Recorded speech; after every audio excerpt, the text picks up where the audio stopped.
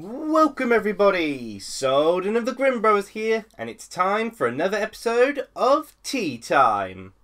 Now for today's Tea Time, I'm actually using my T2 tea kit that I got for Christmas. This is apparently the Best in Black set, which includes a Merrier tea infuser, perfect scoop, 2 times loose leaf tea, and oh wait, those are just the weight measurements afterwards. Okay, and of the teas I've got here, I'll be having the Melbourne breakfast tea, which I've added it with milk. It's a black tea, so it should be perfectly okay. Again, I add all my teas with milk first time I try having them anyway.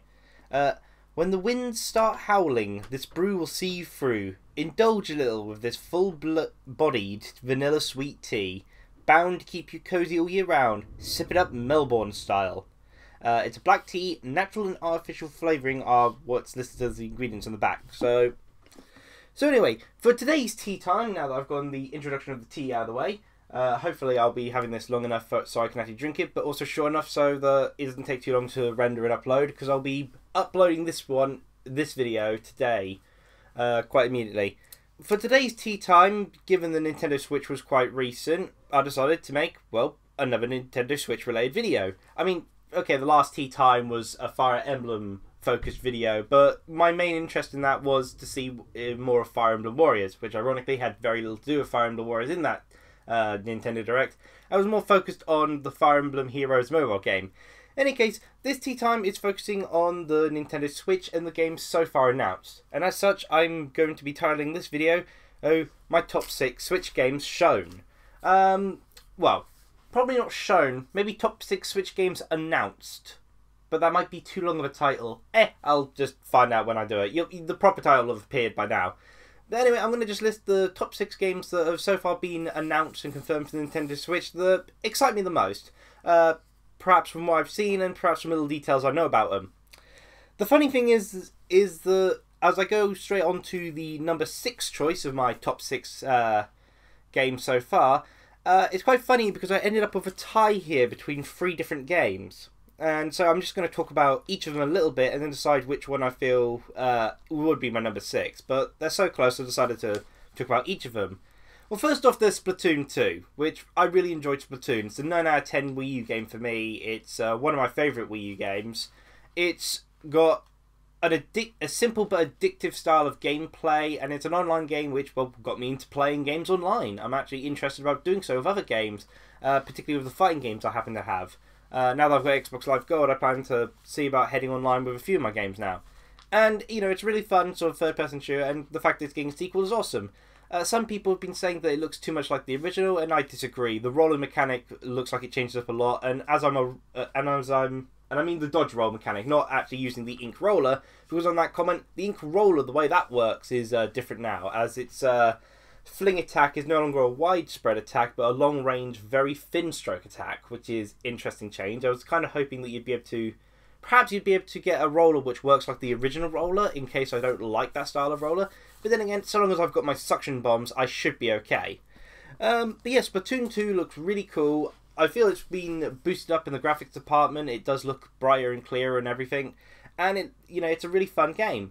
However, there's competition from other games announced, one of those being Fire Emblem Warriors. I watched an entire Fire Emblem Nintendo Direct just to see more of Fire Emblem Warriors, so naturally it's got my interest. I enjoy Koei Tecmo games, and I've enjoyed Hyrule Warriors, and I enjoyed Arslan, the Warriors of Legend, even though I have issues with it, but that's more to do with complaints I have to the Arslan storyline, rather than the gameplay itself. And I do feel that the game was actually restricted in terms of the Arslan storyline. As I've commented before in my Fire Emblem video, I feel the mechanics introduced in Arslan, the Warriors of Legends, such as cavalry and the weapon change mechanic, will work fantastic in a Fire Emblem Warriors game. As I said, I enjoy Hyrule Warriors and enjoy Koei Tecmo games, and supporting this game would hopefully allow Koei Tecmo to release more games on the Nintendo Switch as well. I'd be particularly interested in seeing a new Dead or Alive game, even if it's just a Dead or Alive Dimensions 2 rather than a mainline one. That's still a Dead or Alive game I'm able to play constantly no matter where I am. And so for my third game, of my top 6, it's Dragon Quest XI. I'm not a huge Dragon Quest fan, but from what I've seen of Dragon Quest XI, it looks great.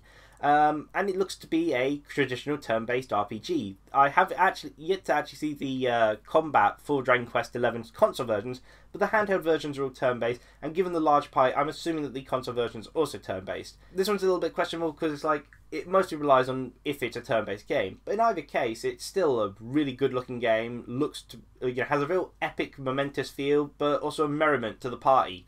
So I've got 3 games on that top 6 spot already, but as I think about it, I think the one I'd go for if I had to choose only one of them would probably be Fire Emblem Warriors. The reason being is that the way the online service works for the Nintendo Switch, given that voice chat works through the mobile phone, means that during Splatoon 2, I'm going to have a disadvantage compared to quite a few people. Unless there's specific non-voice chat enabled matches, I'm going to be a disadvantage because there'll be plenty of other people who can use voice chat and I won't because I don't have a phone. And with Dragon Quest XI, again, I've yet to see console version of it, which actually shows off the turn-based gameplay. And I've not been had a huge experience with Dragon Quest games. I have had some experience with the Warriors games and do enjoy them, and I'd naturally want to support Koei Tecmo because of the future case of them making more of their games and IPs onto the Nintendo Switch. And again, Fire Emblem Warriors alone interests me.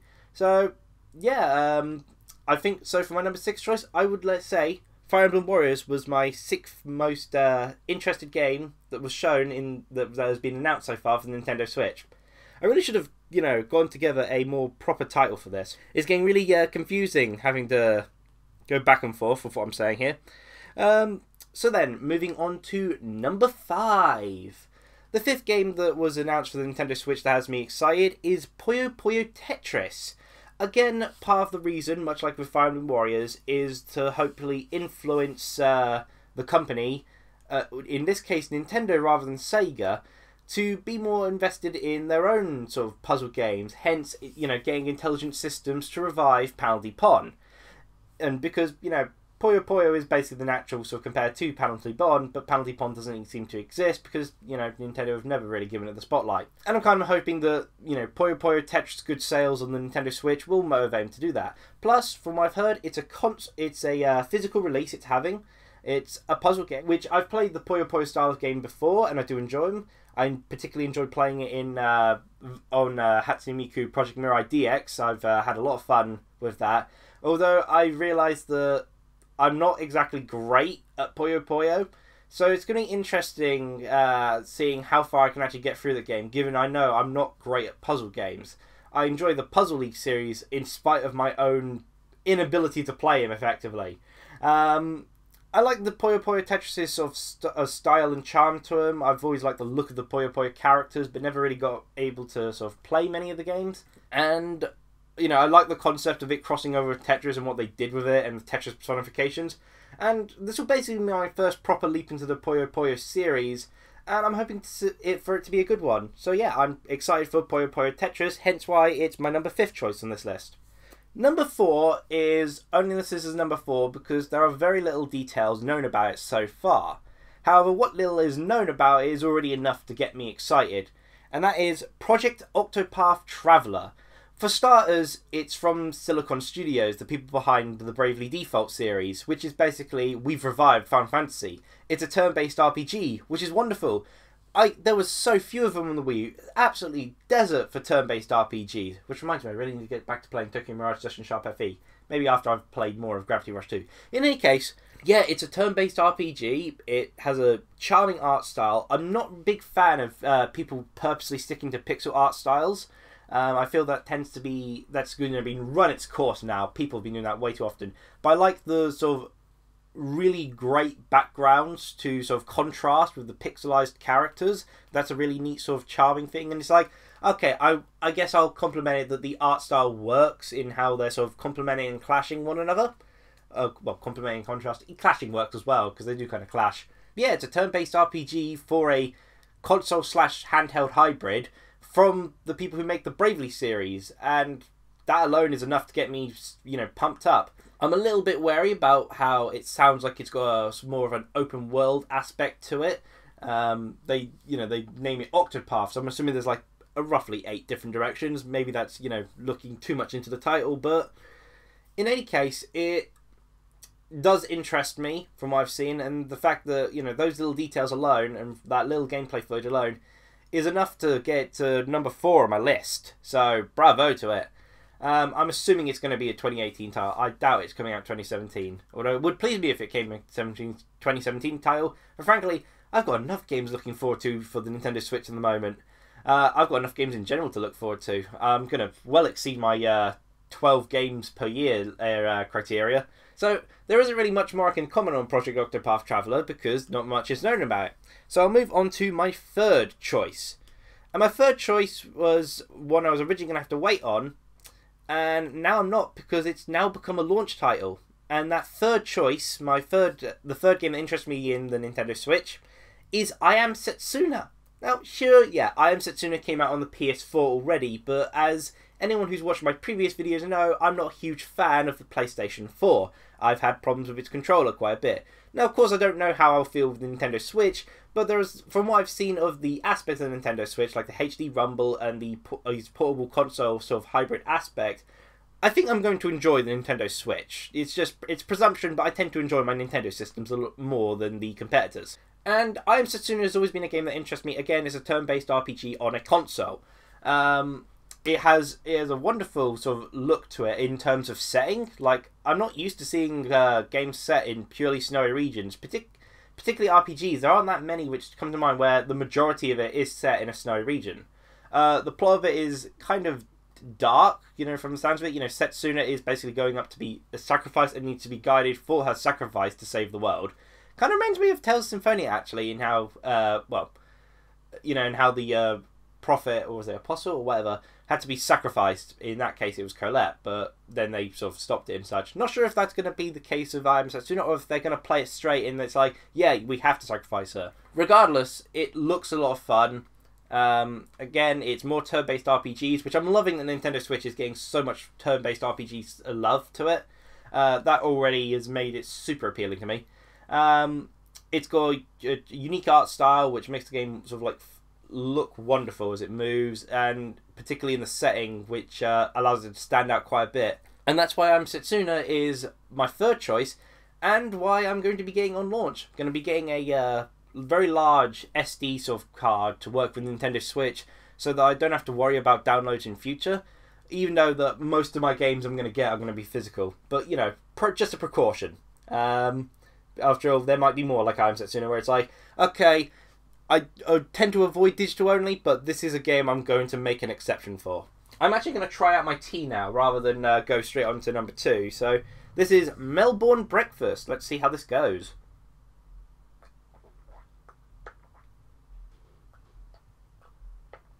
Wow, that is definitely got vanilla in it. This is probably the strongest vanilla taste I've had in a black tea before. Like, I've had teas where they've got a vanilla extract to it, but this definitely has the most vanilla kick to it. Otherwise, it doesn't taste too differently from an English breakfast. I think I've put a bit too much milk in. Maybe I should let it brew for a little bit longer. But otherwise, it's a really nice tea. This is quite incredible, actually. Yeah, compliments to it. I like Melbourne breakfast style. In any case, now that I've had my tea there, well, okay, there's a little bit left, but you know, I'll move on to number 2, the second Nintendo Switch game I'm excited for. Well, you know what I mean. You know what I mean. Again, I really should have sorted out a proper title. Anyway, number 2 is a new Nintendo IP. Yes, people, Nintendo create new IPs. Pay attention to them. And that new Nintendo IP is ARMS. You think that you had ARMS before? You think ARMS existed before? Nah, Nintendo just made ARMS. ARMS now exist because Nintendo made them. And ARMS is like a combination of Punch-Out, Wii Sports Boxing, and Pokken Tournament all in one. And it's like, how am I not supposed to be excited about that? That sounds absolutely awesome. The motion controls look like they work fantastically. And even, you know, ignoring the motion control aspect, it just looks so much fun.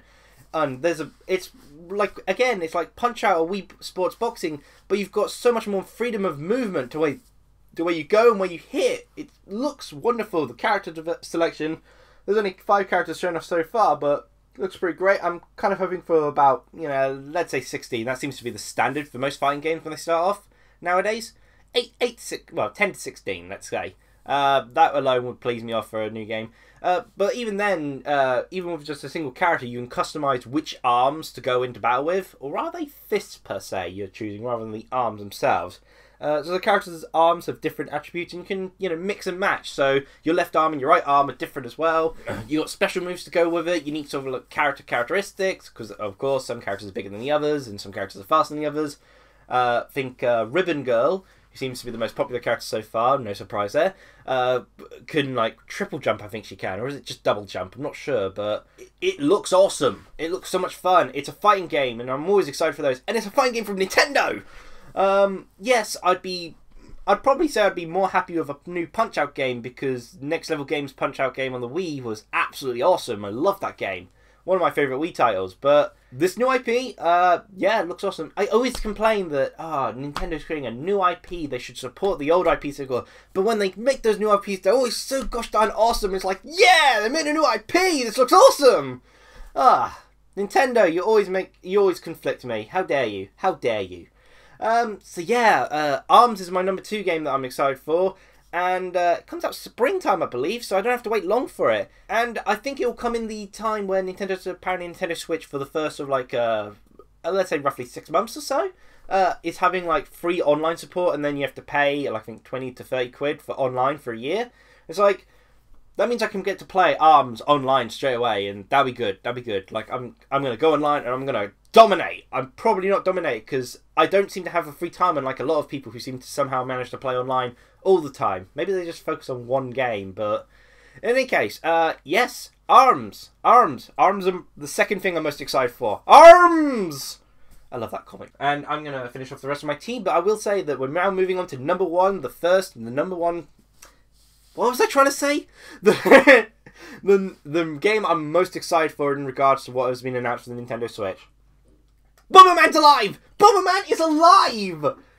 That had me going in hysterics upon seeing. I was double taking it, wait, what? Did I just see Bomberman? I thought I saw Bomberman, and then I saw Bomberman in the Nintendo Switch real highlight, and it was absolutely awesome. Bomberman is alive. Konami are making a Bomberman game. Heck, Konami hired a bunch of former Hudson staff to make a Bomberman game.